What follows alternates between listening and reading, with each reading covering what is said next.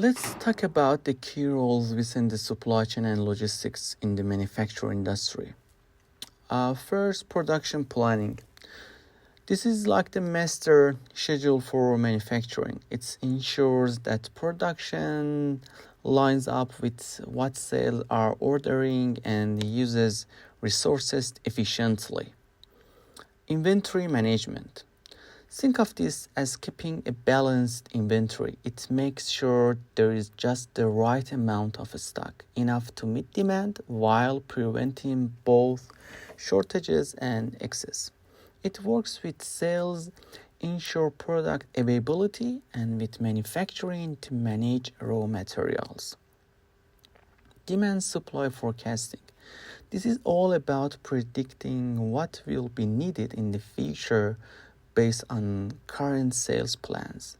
It helps the supply chain figure out how much supply is needed to meet customer demand.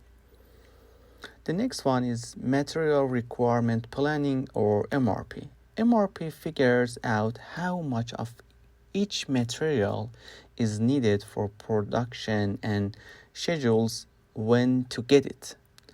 It helps keep money flowing smoothly and avoids production delays. Next one is procurement and supplier management. Procurement is about sourcing the right materials and services and negotiating the best deals. Supplier management ensures that suppliers deliver quality materials on time, keeping everything efficient. Warehousing. Warehousing handles the receiving, storing, and delivering of items. It keeps things in good condition and makes sure they are easy to access when needed. It also tracks inventory to prevent discrepancies. And finally, distribution.